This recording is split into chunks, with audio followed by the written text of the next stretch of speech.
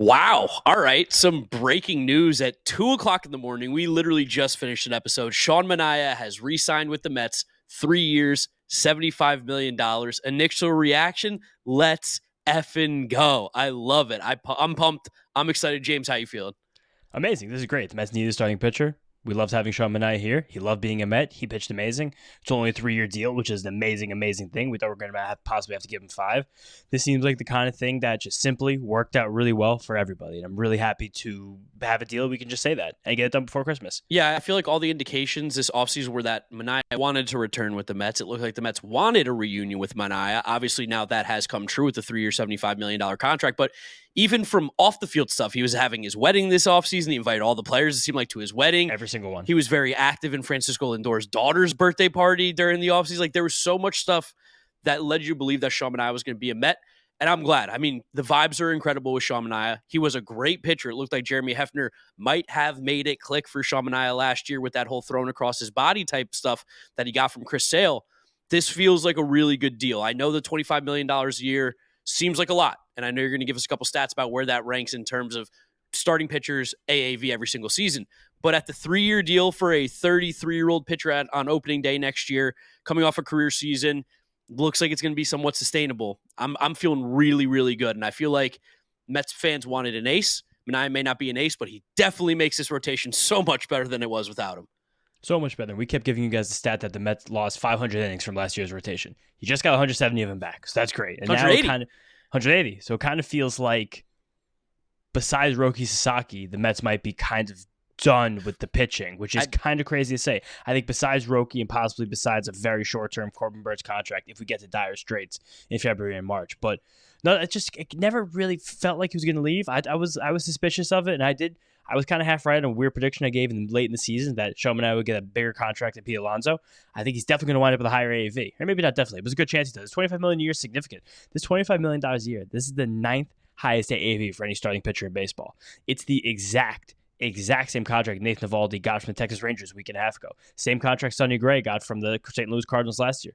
Those guys are both a little bit more proven for their careers than Sean Manaea. Those guys are also both 2 years older than Sean Manaea. So I think that, again, this is just like you wipe your hands with it clean. This is a fair contract for Sean Manaea. Yeah, no, I mean, and he was really good again last year. Like, it can't be understated how much he meant to this team and how big he was in that second half push. Because as soon as he was able, and it was the day you started calling him that he was the 5 and dive guy, as soon as that happened, all he was doing was going 6 and 7 innings. All he was doing was pitching great baseball.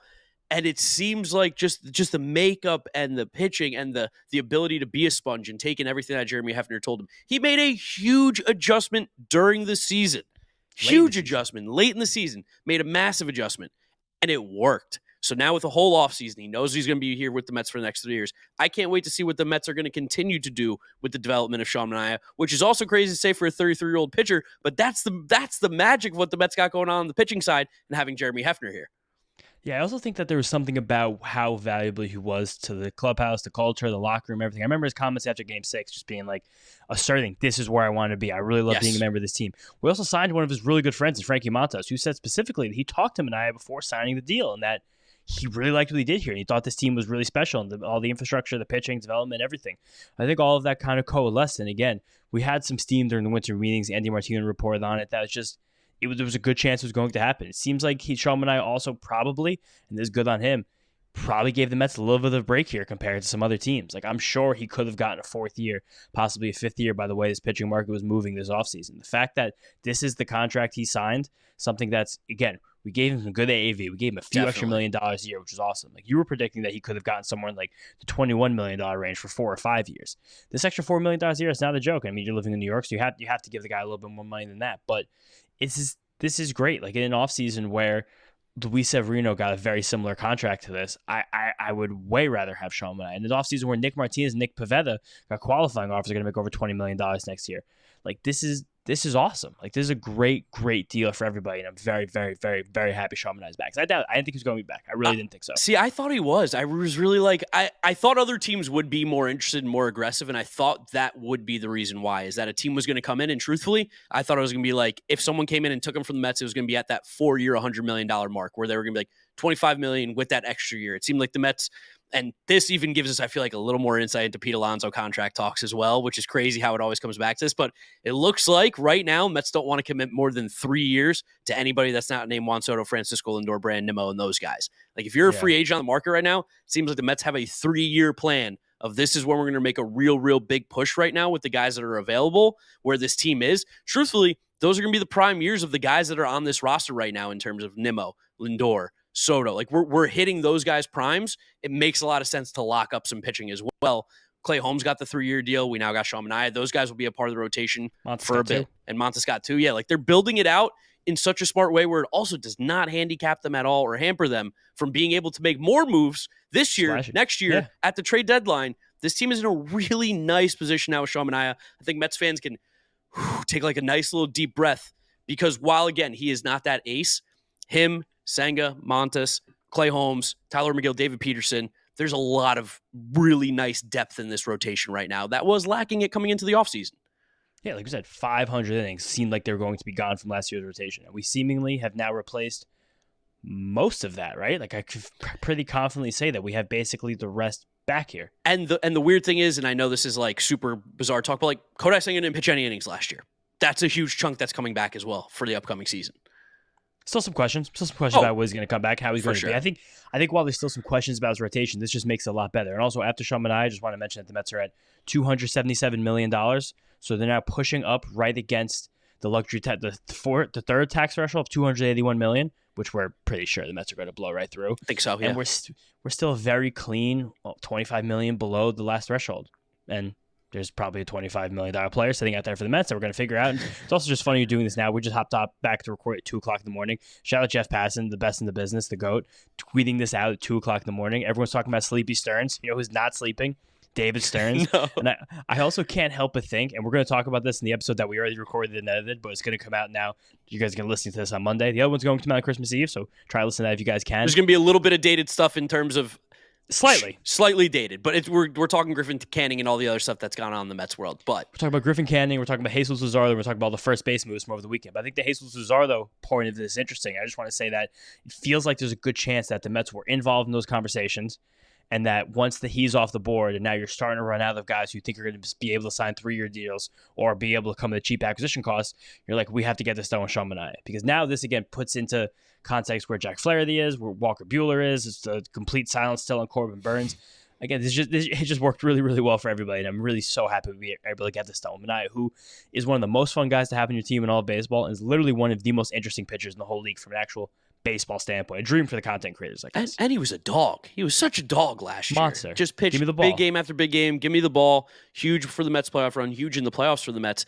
And shout out Sean Manaea, too. Just got paid after 2 seasons with the Padres and Giants. He comes to the New York Mets, is a significantly better pitcher. He made like 60-ish appearances with the Padres and the Giants from 2022 to 2023 and had a near 5 ERA in about 300 innings that he was pitching. Like, he was not a good pitcher. It was a reclamation project. He came to the Mets. He just signed $25 million. And again, we talked about this with Trevor May in the last episode. We've talked about this on the podcast before. It's happened now. The 2 guys at the Mets fixed last season in Luis Severino and Sean Manaea just got a higher AAV than you were expecting. You said Sean Manaea is 9th in Major League Baseball in terms of AAV. The guy was free last year. He was a afterthought for a lot of teams. We didn't know what he was going to be like. And he just got $25 million after coming to the Mets and fixing himself. It's a huge stamp of approval for pitchers around the league. Yeah, and we're talking about Manaea, 9th AAV in the league. Luis Severino's 14th in the league in AAV. Yeah, it's crazy. So these 2 guys came to the Mets when their careers were, again, I'm not going to say it was on like life support. Severino's was a little bit. Manaea was just what he was as like a back-end guy who's kind of more of a swingman. And these guys are now both in the top 15 in terms of how much they're making in a single year of all pitchers in baseball. That's a big blinking red light, a signal to other pitchers around baseball that if you need some help, if you need to get yourself back on track, shout out Frankie Montas, you come to the Mets, and you're going to have a really good chance of doing that. Yeah, I'm so happy. I loved Sean Manaea too. Like, just now take the baseball analytical brain off here. Just as a fan, awesome. So sick. I mean, the gift that you even tweeted out, or the video you tweeted out on Mets'd when he was pitching in LA and he's screaming, like, the vibes are so good. And he's a good pitcher, obviously, but sometimes you need those clubhouse guys, you need those vibes guys, and it seems like Sean Manaea is very much so that guy. And there's probably also not something we can discount that guys who are leaders in this team, like Francisco Lindor and Brandon Nimmo, probably I'm not going to say they're being consulted on moves like this, but I'm sure that they're in some of these slight conversations, or at least their opinions asked on certain guys. And I'm sure they were like, yeah, Sean is the man, especially everything this clubhouse went through last year. He's just an easy guy to root for. Like, I also remember when they were started drawing the eye black numbers on their cheeks during the playoffs. Like, that was his thing. Like, he's just so much fun. He's doing the pirouettes with Harrison Bader. Like, he's great. Like, he's the kind of guy that everyone, if you're watching sports, like, you'll gravitate to with Sean Manaea. He's infectious energy. Seems like a pleasure to be around. He's just a fun dude, and he's also a really, really fucking good pitcher. And I'm happy for him that he's securing a lifetime of wealth with this contract, and he just got married. So this is like one of those warm, fuzzy feelings. And I'm so excited also for everybody out there who is normal and not sick in the head, who just went to bed at like midnight, like normal human beings do. Midnight, they're gonna wake up, be like, wow, Sean Manaea's back in the Mets. Let's go. Yeah. Oh, that's good. I texted my dad. I know he's not seeing this right now because he's asleep, but he's my dad's sleeping right behind me in my parents' house right now. He's gonna freak out when he wakes up. Oh yeah, my dad's gonna wake up. He's gonna call me, probably wake me up earlier than he has to. But it's a good day. Good day for the Mets. Love that move. Great stuff there. Again, we're going to have another episode coming out on Christmas Eve, and then an episode coming out the day after Christmas. Christmas Eve episode is going to be talking about Griffin Canning, all the Mets minor league signings that they made, as well as the Pete Alonso free agent market, what that looks like. And then after the day after Christmas, technically Boxing Day. Shout out the UK. Shout out to all our English listeners out there. Shout out Boxing Day. I don't know what it is, but I know it's a holiday. We will be dropping our top 10 prospects. I do one. James does one.